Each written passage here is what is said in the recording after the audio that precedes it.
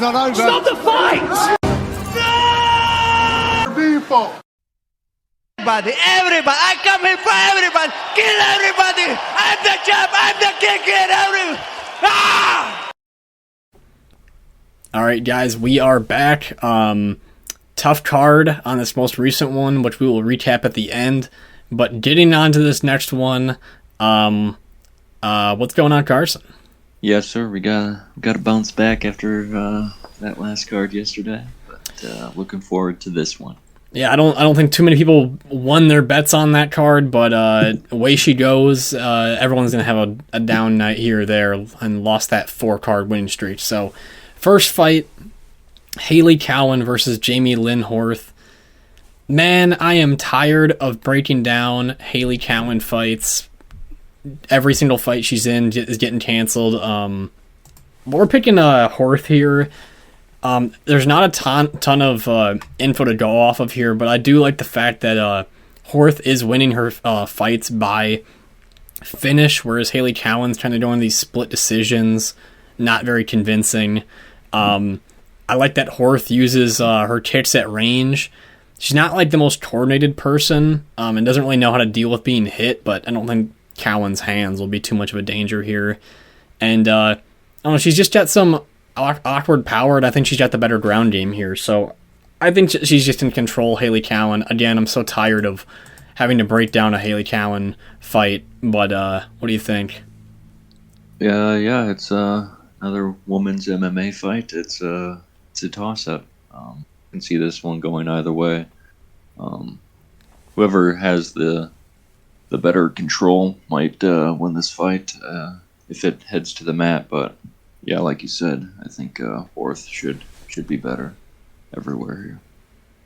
Yeah, she just has some awkward power. Some people have really struggled with that, and then yeah, on the ground, I just see a little bit more tools. But again, nothing to go off of here. I don't like the over. I don't like the under. I don't like either fighter for a bet. So I'll just let it stand with Horth by decision.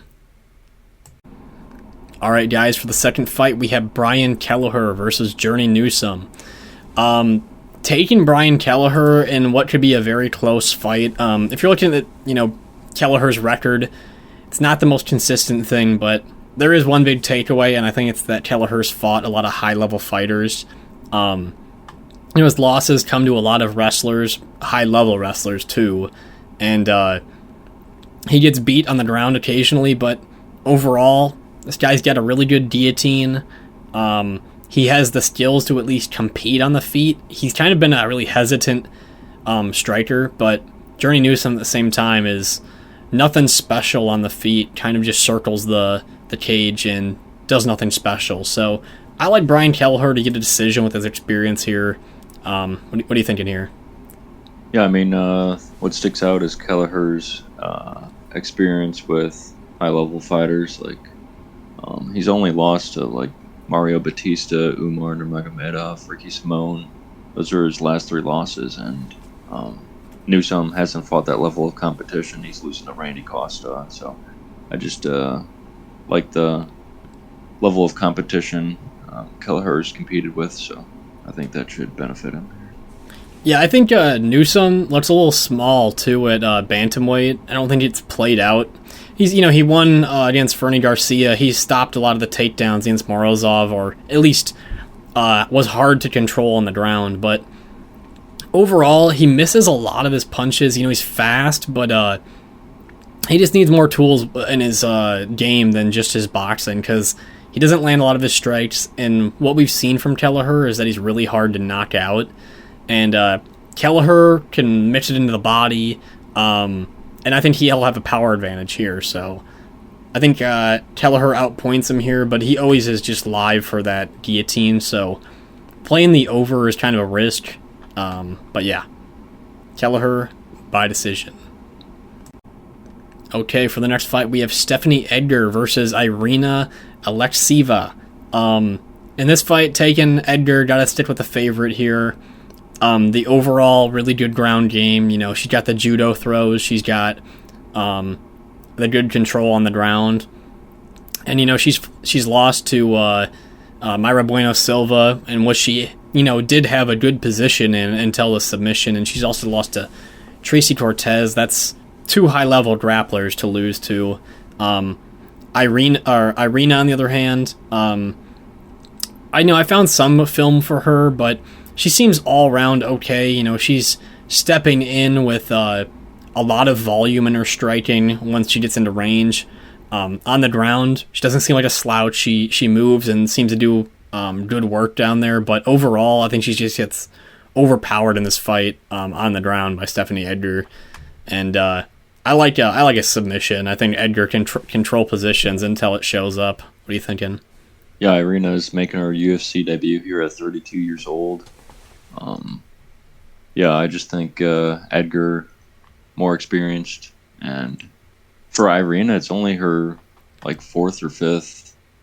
She's only had 5 professional fights, which is kind of surprising. So I think Edgar's experience and better grappling will be able to find a submission. Yeah, and you got a big split in timeline here in Irina's game. You got first couple fights are almost 4 years ago, and then the most recent one being a year and a half ago. But if you even look at that fight, how legitimate can you even call these performances? When I try to do YouTube search for her, all that came up was apparently she was a gymnast. I don't know if it was an Olympic gymnast or some shit, but all that came up was her doing gymnastics. So I'm not going to really trust that for going to our prediction. So we'll do a round 1 submission for Stephanie Edgar while they're dry. All right, for the next fight, we have Josh Quinlan versus Trey Waters. Taking Josh Quinlan in a very, very questionable fight. If anything, I think I do like this fight to finish inside the distance.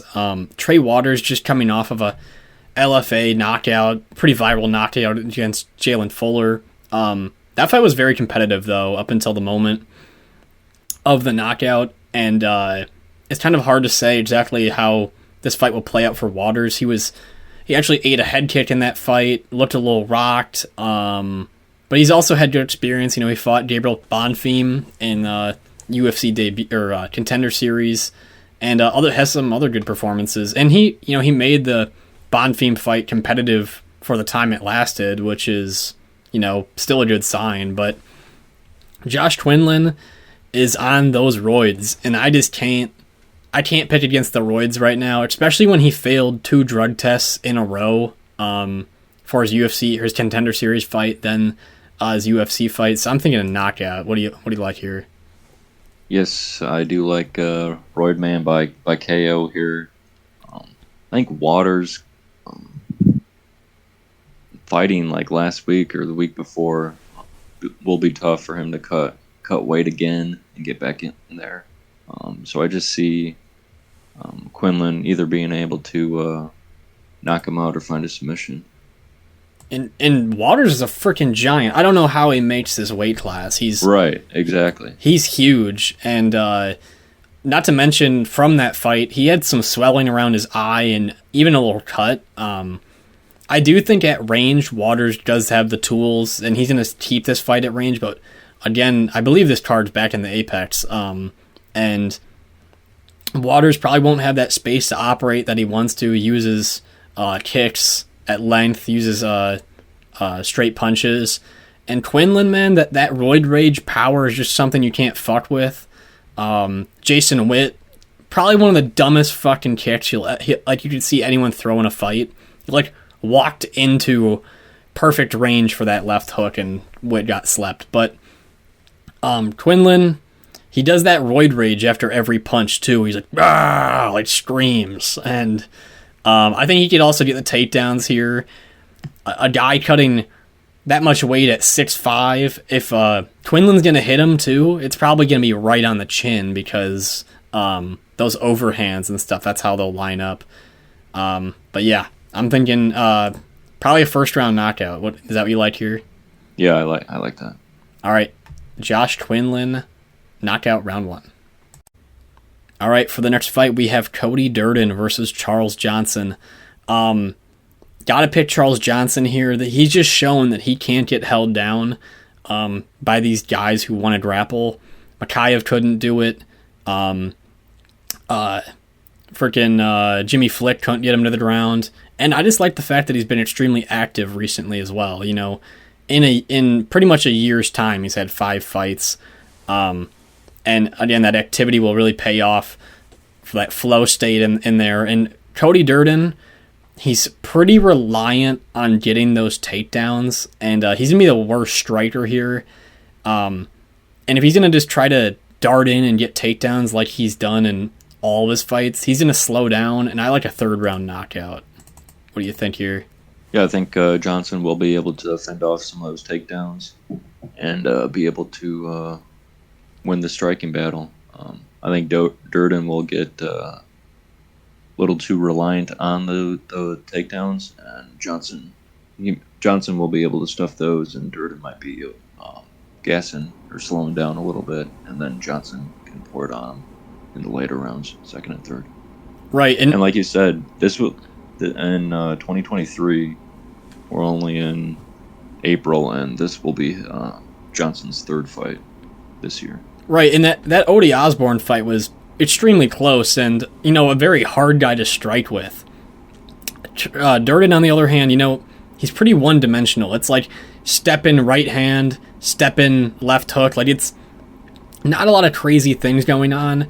In that first round, Durden might look really good because he'll probably get a fence takedown or 2, but like, it's all part of the plan for Charles Johnson, and it's going to turn around on him. Again, I just want to see Charles Johnson put the gas on people more often. He's almost too patient. With Ode Osborne, he kind of let Ode control the pace of the fight too much. You know, with Jimmy Flick, it was a little bit more of a layup for him, but the Zalgiris fight, he waited. Michal fight, obviously just got humped the whole time, and he got up on some of those takedowns, or a lot of them. Oh yeah, I think Mikhail got a total of 10 takedowns, but it was like with minimal control time on the round. Durden though, yeah, he's got to watch that gas tank, and he can't. I don't see him outstriking Charles Johnson here. So yeah, Johnson knockout round 3. Okay, for our next fight, we have Natan Levy versus Pete Rodriguez. Taking Natan Levy, you know, pretty decent stint so far in the UFC. You know, I see some flaws in his game, but the advantages he has in this fight outweigh what Pete Rodriguez probably has to offer here. And it's really hard to get a read on Pete Rodriguez. I mean, you know, you beat Mike Jackson, who fucking cares? But, you know, you face Jack Della Maddalena, I'm not going to count that against you either. And then you're pretty much going against, like, these other fights in the Icon promotion where, what does that even mean to us? So, hard to get a read on him. You know, he's got power, clearly. And Natan Levy, that wrestling, he's got that wrestling background he can lean back on. And he's looked pretty good, but he's also had shaky moments in the 3rd round of his fight. How do you like this fight to end? Yeah, I'm thinking either Levy by submission or decision. I think Rodriguez has shown that he's got good stand-up. I don't know if his ground game's really been tested yet, so I think Levy will be able to get the fight to the ground and perhaps submit him. Yeah, we'll go for a round 2 submission. Maybe when Pete Rodriguez starts to slow down. Haven't seen him in too many of those positions. And you know, Natan Levy, I think that you know, he slows down that round 3. Mike Breeden kind of really started to tee off on him and actually get out of the body quite a bit. But Levy did a way better in his Valdez performance. You know, kind of, I bet the under 2.5 in that fight and got screwed. I remember Valdez's ankle was a balloon. And yeah, I mean, Levy though, I think he's got pretty good defense. He's got a high guard, so he can maybe deflect some of those punches. And I don't think he gets those knockouts. He has actually decent power, but he doesn't get those knockouts because people can see his punches coming. He doesn't hide his punches well. You know, Jack Della knocked out Pete because, you know, he's just pretty snappy, hard to see those punches coming. But I still see Levy competing on the feet, making this competitive, but then using the wrestling, of course. So Levy, submission, round 2. All right, for the next fight, we have Martin Buday versus Jake Collier. Taking Jake Collier, I mean, this is a coin flip. If you guys can tell that. I mean, Martin Buday, he wins his fights in the clinch, and in his last fight with Lucas Brzeski, he really didn't get any of that going, and somehow he won that fight even though he clearly lost, and that's definitely one of the worst robberies of 2022. But I like Jake Collier's overall experience. That Chris Barnett fight, he just hunted for the finish way too early, and when Barnett survived and Collier tried the worst trip I've ever seen, he fell straight on his face, and Barnett beat him up till the finish with his gut on his back. And overall, though, Jake Collier can outstrike, I think, Martin Buday on the feet, and maybe neutralize a lot of those clinch positions and make it to a decision and win here. Yeah, as long as Collier can avoid those clinch positions, or Buday just, putting his weight on him against the fence in the clinch, I think Collier would be able to win the striking here. I don't see it going to the ground at all. Collier, of his losses, his last couple losses, the Barnett one, and then the split decision, Tarlovsky, and then his other loss, Carlos Felipe, it's another split decision. So I'd anticipate this fight to be just as close as those. Martin Buday too, lack of fight IQ to get the fight to the ground in his Brzeski fight. I think he had a over 40-pound weight advantage going into that fight against him and didn't even try to grab him. So, who knows what's going on in his head in that type of a fight. But Jake Collier, more experience, obviously a horrible-looking record, but that's a lot of these heavyweights that are fat and sloppy. So, Collier by decision. Okay, another heavyweight fight here. We got Waldo Cortes-Acosta versus Marcos Rogerio de Lima. And picking Acosta, I just think the jab that he uses is pretty good. That Jared Vanderaa fight got those leg kicks on him, kind of looked really bad towards the final performance. And then going against Chase Sherman, he kind of looked like tightened things up and used his jab really well and had a shit ton. I think he had 170 significant strikes on Sherman. And De Lima, on the other hand, he's kind of just like your first round finish type of guy. He's going to go for that finish right away in the fight. And if not, it could be anybody's fight. And I see this one for Cortes-Acosta trying to keep range and using his jab to keep De Lima off him. But again, this is another type of a coin flip fight. And if that fight goes to the ground, that's the big question. What do you think? Yeah, I think the jab will be the key here for Cortes-Acosta. Like you said, he was piecing up Sherman with it, and Sherman didn't really try to use the leg kicks like Vanderaa did in his fight. So, I see this ending early, probably round one. What do you like? I like a decision. I think that we can do a round 2 knockout. I think that maybe those jabs add up because De Lima does slow down, but yeah, that's what I was thinking. And he's getting up there. I mean, looking at his record, he doesn't seem to be getting knocked out at all. So we can go back to decision. I'll take that back. But yeah. He's been getting subbed. I think all of his losses are by sub or decision. It's going to be hard, I think, for Acosta to really commit to a knockout, because the threat of just being possibly put on his back could take away rounds and gas him out. So he's got to stay light on the feet here and stay away from those takedowns. Moving around the cage. Yeah. Popping the jab out there. All right, Cortes-Acosta by decision. Okay, for the next fight, we have Julian Erosa versus Fernando Padilla. I really like Fernando Padilla here. I put a bet on him. A 1-unit bet as an underdog, the only bet I've really actually placed so far. And I'm taking him by knockout. I'm going to take him in the second round for a knockout. Julian Erosa is just a brawler, and, he does a lot of things well, and he's got a lot of experience in the UFC, but there's too much hit or miss with him, and he just got knocked out bad in the Alex Caceres fight.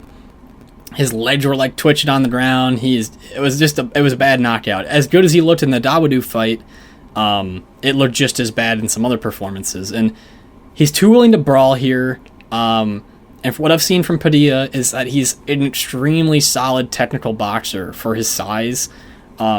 He goes straight from straight punches to uppercuts when people put their heads down, and he catches people. Really solid volume. Knows how to use his knees and front kicks. I'd like to see him use more leg kicks, but in this case, I think Erosa probably won't use it. And his jiu-jitsu is pretty solid. He shouldn't play around down there, though. I think Erosa is a little bit heavier, and he could sit on top and control Padilla, but I think overall he could still survive that ground game. And as an underdog with that Mexican chin, I think he survives punches from Erosa and knocks out Erosa. What are you thinking? Yeah, I mean, Padilla's only 26 years old, and his last fight was 2 years ago, so he could be getting exponentially better from his last performance, just based off that. Erosa getting flatline KO'd like he did in his last fight 4 months ago. He could be a little hesitant, so I do like Padilla to win here. I really like his range control. He has a nice high guard. He's a little bit slower, but so is Erosa. Erosa's really not that fast. He got obviously one of the fight of the year contenders with Steven Peterson, Erosa, but that's not a guy you should be trying to get into like a warfare with. We just saw Lucas Alexander just pick that dude apart with leg kicks at range, and Erosa's just willing to brawl with people.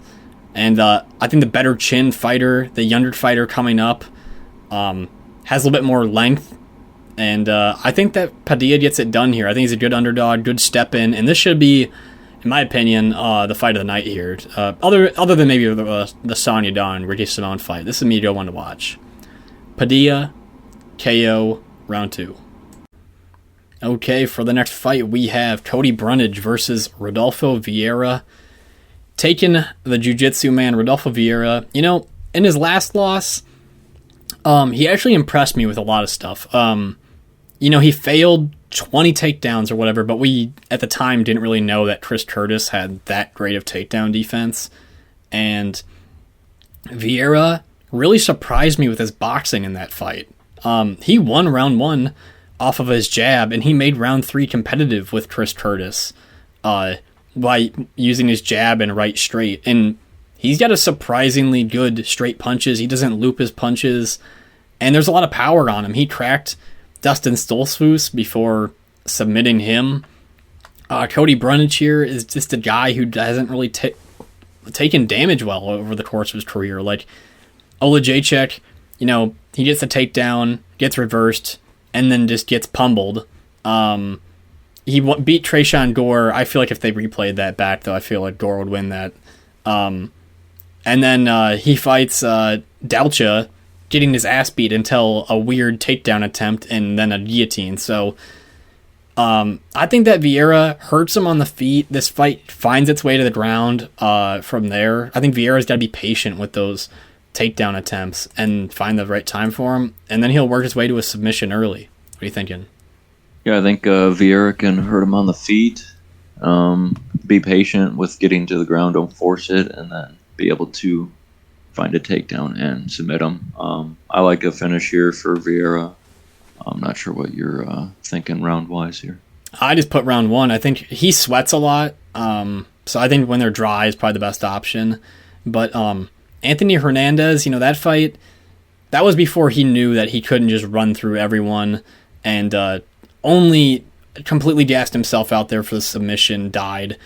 But now he started to slow down his fights a little bit. And even with the Chris Curtis fight, for shooting 20 takedowns or whatever, made it to the decision not dead. So that's a good sign.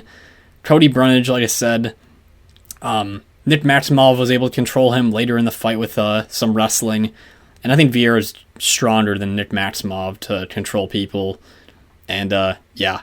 Also, Vieira's got a surprisingly good chin.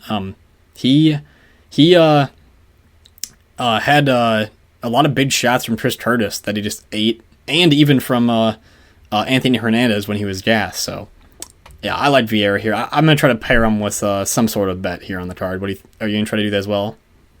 Yeah, most likely. I'm not sure with what, though. Right. All right. Vieira submission, round 1. All right, for the next fight, we have Caio Borralho versus Michal Oleksiejczuk. Taking Borralho here. Not super... I mean, he's definitely really good. He's definitely got the good grappling, some range control in his striking.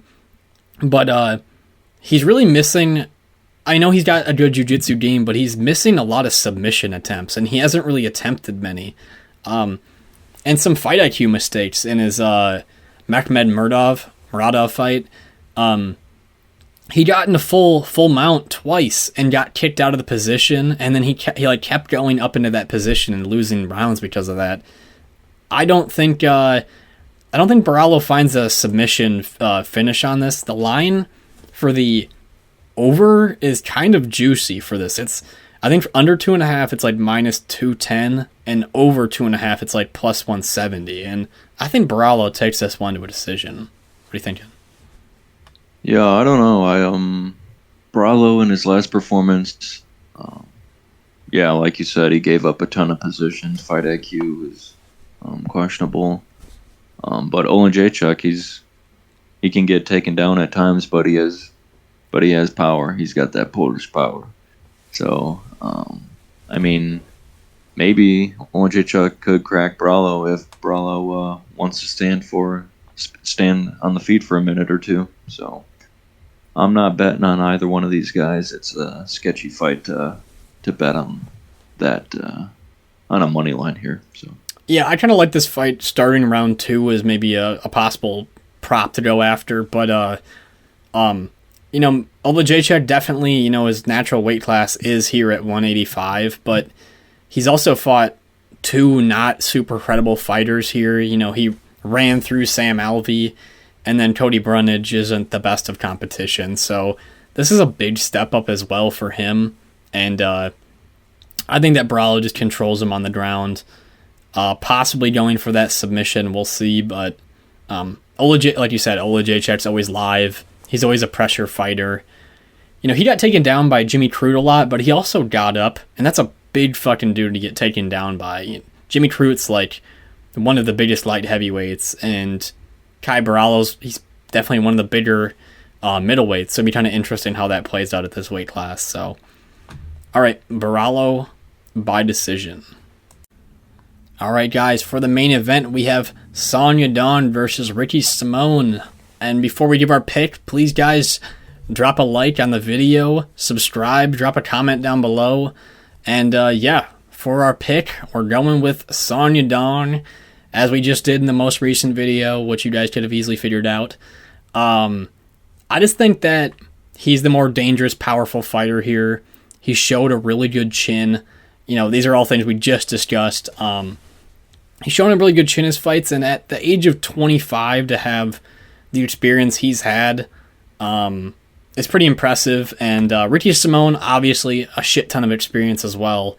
But he's not doing a lot of damage on the ground from a lot of his fights. He's a little bit stiffer in the stand-up, and I think Yadong's more fluid with his boxing. He's uppercut to left hook, that Marlon Moraes knockout, and I think which was like the left hook to actual uppercut, and got him there. I like a knockout still in this fight. What do you think? Yeah, I like Yadong to be able to stop those takedowns and win the fight on the feet, dealing more damage. Plain and simple. Ricky, he had a pretty decent performance with Jack Shore, but he also failed takedowns for a lot of the fight up until the moment where him and Jack Shore went into a 50-50 and Ricky got him, which is, a good moment, but overall, I think you can't really be going into 50-50s with Song here.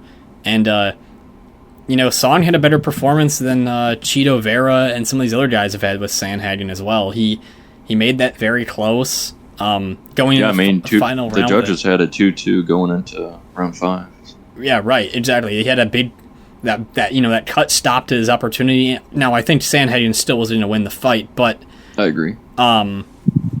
still putting on good performances, wicked power, and we've seen Ricky He's still Simone, only 25 years old. That's right, crazy. Right. And we've seen Ricky Simone get finished before by Uriah Faber, given, again, a fight a long time ago. I still like the fact that Son will do the more damage here, and it's going to be hard to hold Son on his back here. Ricky's, he's that chain wrestler on the fence type of guy, but Son's sprawls versus Corey Sandhagen were also, perfect. Corey never really had him, although the one problem could be that Ricky could just feint takedowns all the time to keep Son guessing, and that's one worry. But what's a round you like for a finish here? Third, fourth?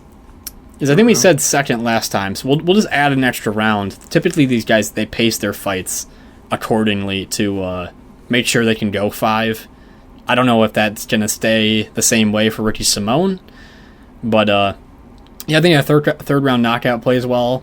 And Song has Uriah Faber in his corner, which Faber has fought Simone and finished him. So, I think that can benefit Song as well here. Right, and he might just want Son to go into those 50-50s, and I think that would obviously benefit him. But another thing I was thinking about was Son. In his fights, I haven't really seen him get fully controlled by a single opponent. In his losses versus Kyler Phillips and some other closer fights he's had, he's making all these competitive. He won the third round versus Kyler Phillips, made that fight very interesting. And I just don't see him losing every single round here. I don't think it's going to be a 50-45. I think there's going to be moments in this or a finish. So, yeah. Anything else you got with this one? Nope. All right. Son Yadong, KO, round 3. All right, and now for the not-so-fun part. Recapping Blades versus Pavlovich. I couldn't see somebody who actually won on this card. If you did, congratulations. But man, a lot of bad beats as we go down this card. Starting with Semmelsberger. I'm not going to complain about the decision because I do think that Wells won the fight. But in Semmelsberger, I don't know how you drop somebody 3 times and have them almost face flat on the canvas and not win. And then also lay on your back and let the rounds just drift away. That was hard to watch. And I think it was just the way the night was going for us. You start down and it just kept sinking. Following that, Ricky Glenn turned out to be a horrible bet. He looked slower, much slower than he had even before. I knew he wasn't the fastest fighter, but I know he'd come off a bunch of injuries, but I didn't anticipate that he was going to look that old. And he didn't even land a strike, I don't think, and Diagos just ran through him. So there's 2 bad bets. Next, Francis Marshall, Gomes just really didn't engage in the fight that much. Hard to say. I think that Gomes did win, but Marshall came so close to that submission, and I don't know how that didn't happen. And another thing where it was just the story of the night. And my buddy told me too, it was just the night of what ifs. And didn't you feel that way too? Yeah, absolutely. Marshall, I think he closed live odds, closed at minus 1450. I think Gomes was plus 800. And which the live odds were definitely wrong because it was close, but I think they were just thinking he did the submission. Oh, this one's for Marshall. Yeah. Maybe one of the other 2 is going to be for him. And I think Gomes won round 1 with the damage he did to just Marshall's face, and that was it. And then round 2 was close, but probably still Gomes's. And then, Marshall missed a lot of punches and stuff, but it's kind of hard when Gomes stirred around the octagon and just used kicks to keep range. So I still think both those guys are good fighters, people to bet on in the future. Bobby Green, next bet. Oh, what a shit show. I think that he was winning round 1. Obviously, not enough had really happened until the point. Durden looked good enough defensively on the feet, but it was still a close round. And I still thought Bobby Green was ahead, but once again, just a thing that's fallen apart. And Montel Jackson. Yeah, I thought they were going to, speaking on that, I thought they were going to give Bobby Green the win there. And then we'll discuss it more here. It's crazy how incompetent these athletic commissions are. It was totally a no contest, like no doubt. And the fact that they had them lined up for the decision, pulled the guy out, and then lined them up again, and then weren't ready to announce it is just like such a fucking joke. And I don't know God, what's his name? On Tapology, they I was refreshing it, and they scored it for a KO, Bobby Green, and then they put it back to no contest. Yeah, well, Keith Peterson, he watched that headbutt happen, and he just did nothing about it. So, like, the headbutt happened, Durden falls straight to his back, and instead of, like, giving Durden time, like, there was a 5-second sequence where Bobby got all those punches in, and if they fight again, well, Durden's going to be fucking, coming off a knockout, so. Following that up, Brad Tavares, Bruno Silva, horrible bet by me. I mean, I just didn't anticipate that Bruno Silva would want to go brawl instantly in this fight after gassing out in his last fight, but I shouldn't have trusted the fact that I shouldn't have went against the fact that Bruno Silva has 19 or now 20 knockouts, so that was a bad decision. Tavares, he should have went for a level change, and he didn't, and he just got picked apart. Yeah, I was definitely expecting a level change at some point, and that never came. I think he's only been knocked out a couple times, and they were both like 2015. And I thought the stoppage was warranted too. I thought some people said bad stoppage, but I mean, he got dropped, kneed in the face, and some other shit too. Under 1.5 for the Pavlovich Kyrgios Blades fight. I mean, that one was just simple as can be, easiest bet you can hit.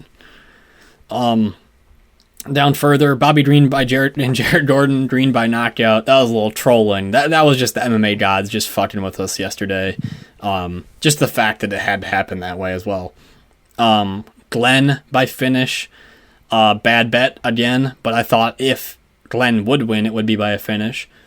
Down further, Dana by finish in rounds 1 or 2. Of course, he gets a knockdown and has like a million strikes on Brady, gasses, and then loses. Just another stupid one. And Dana is just so untrustworthy. No bet list. For sure, no bet list from here on out. Might even get cut after that fight. But Francis Marshall by knockout.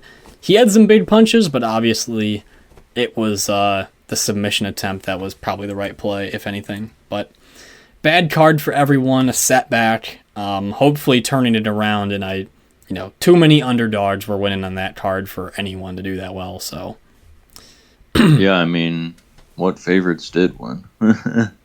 Down the list, Lucindo, Montel Jackson. Yeah, Montel Jackson, Lucindo, and then like pick'em fights. Like I would say that Muhammad Usman was more the underdog in that fight, and laid and prayed. Not that we had a bet on that. Norma Dumont, I think, started as the underdog versus Kelleher Erosa, so that was an underdog. But bizarre card, and yeah. Minus 3.67 units, gonna turn it around. Still positive on the year, like 5 units or whatever, so we'll figure it out here. Anything else for you? We'll bounce back. Oh, hold up. I got another funny thing. End of the night. I bet on the Bucks over 200 on their game, over 220.5 points, and the game scored 220. So the night just continued to get more stupid. But then I bet on Tank by knockout, so that turned things around. So there we go. Congratulations. Yeah, crazy. All right, Blades Pavlovich, peace. Peace.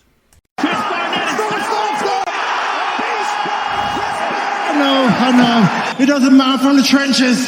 I'm built like this. You don't doubt me, so I couldn't do it. The odds said I couldn't do it. Look at me now! 11-0.